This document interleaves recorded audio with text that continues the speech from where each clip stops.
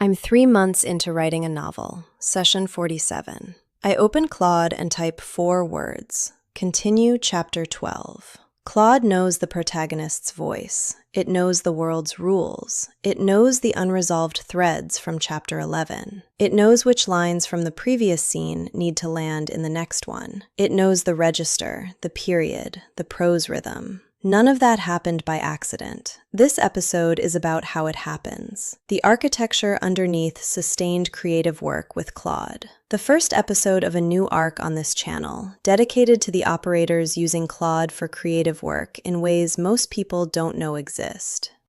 Creative Point 01. The Bible and the Patch.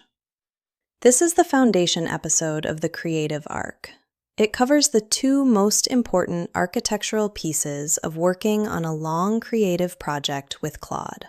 The Bible, the durable structure that holds your project together across hundreds of sessions, and the patch, the small incremental update that maintains the Bible without rewriting it.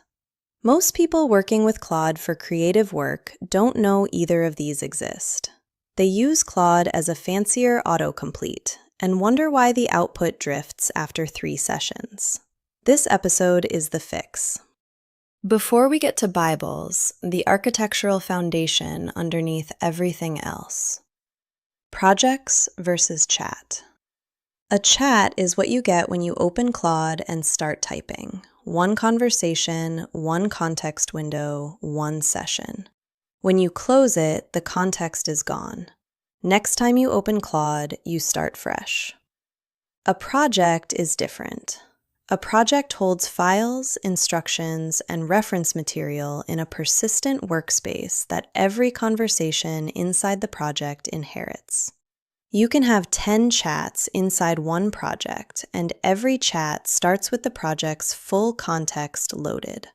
The project remembers, the chat doesn't. This sounds obvious. It isn't obvious in practice.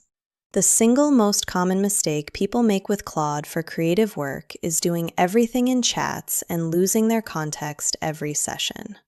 The second most common mistake is doing everything in one project and crowding the context with material that doesn't belong there. 3 rules that close most of the confusion. 1. If the work has a future, it lives in a project. A novel, a screenplay, an ongoing podcast, a long-form essay series, anything you'll come back to next week. The project is where the work belongs. 2. If the work is a one-off, it lives in a chat, a quick rewrite, a specific question, a tactical task that doesn't need to know what came before. The chat is fine. 3. The project's value comes from what's loaded into it, not from the fact that it exists. An empty project does no more than an empty chat. The Bible is the thing that makes the project work. 3 failure modes are doing most of the damage in creative work with Claude.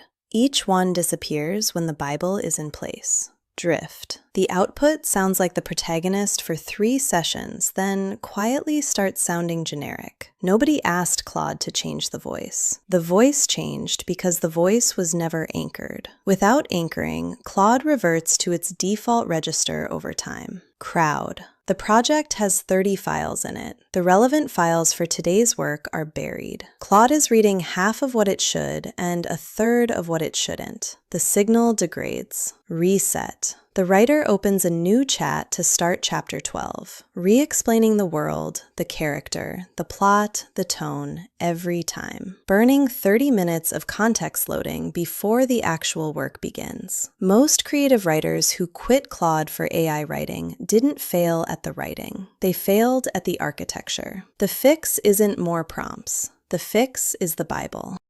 A Bible is a document. Markdown, plain text, whatever travels best. It lives in your project's files. It contains everything Claude needs to know about your work that doesn't belong in the prompt itself. For a novel, the Bible holds the protagonist's voice and rules, the world's geography, laws, and texture, the plot map at chapter resolution, the cast list with relationships, the tone and register markers, the locked decisions that aren't up for debate. For a screenplay, the Bible holds the format conventions, the character voices, the structural beats, the period research. For a podcast, the Bible holds the host's voice, the recurring formats, the standing references, the tone rules.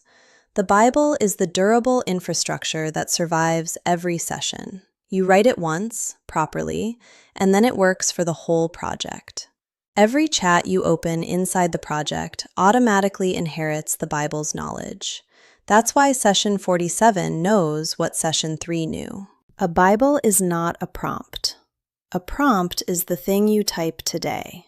The Bible is the thing the prompt is built on top of. Not every Bible works. Most first Bibles fail in the same 3 ways. Too long.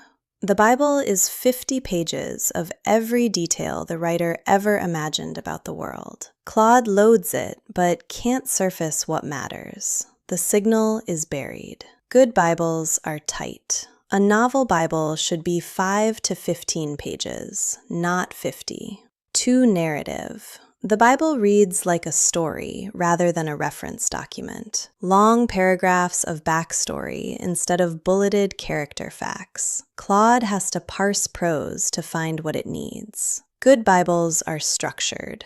Headings, lists, cross-references, designed to be searched, not read. Too static. The Bible was written once at the start of the project and never updated. By chapter 8, half the Bible is out of date because the story moved on. Good Bibles are versioned. They evolve as the work evolves. The whole point of the patch system, which we'll come to in a moment, is keeping Bibles current without rewriting them. A good Bible is short, structured, and current. That's the discipline. Here's a real fragment of a Bible, anonymized but real. Project Untitled Novel. Protagonist, female, mid-30s, lawyer, ambiguous moral framing. Voice rules, dry, observant, occasionally cruel. Doesn't use exclamation marks. Doesn't use therapy language. Doesn't believe in closure, but will fake it when professionally required. Period. Contemporary, AU. Setting, Sydney, mostly Inner West and CBD. World rule. This character would never describe weather. Skip weather in narration. Locked decisions. She doesn't have a love interest. She doesn't reconcile with her mother. She doesn't have a redemption arc. The reader doesn't need to like her by the end. They need to understand her. That fragment is maybe 100 words. It does an enormous amount of work. Every session that opens with this Bible loaded knows voice register, what to avoid, what's off limits, and what the story isn't trying to do. Most drift problems disappear when this kind of Bible is in place. Here's the part that changes everything. The patch. A patch is a short note that updates the Bible without rewriting it. It says, as of session 12, the following changes. New character introduced. Plot decision locked. Voice rule refined. Old assumption discarded. You don't edit the Bible directly each session. That gets exhausting and the Bible's structure degrades over time. Instead, you write a patch. A patch is 2 or 3 lines, sometimes a short paragraph. It dates the change, names what changed, and ends. When the patches accumulate, usually every 5 to 10 sessions, you fold them back into the Bible in a planned maintenance pass. Read the patches, update the Bible's relevant sections, archive the patches, move on. The Bible stays current without ever being rewritten from scratch. This is software discipline applied to creative work. Most people don't think to do this because nobody taught them. Once you do it, you don't go back. Here's a patch. Patch 03, Session 12. New character introduced. David, the protagonist's former mentor. Mid-50s, retired partner at her old firm, dying. Voice. Gentle, deliberate, slightly Welsh. The protagonist visits him every Tuesday. He's the only person she doesn't lie to. Locked. Patch 04, Session 15.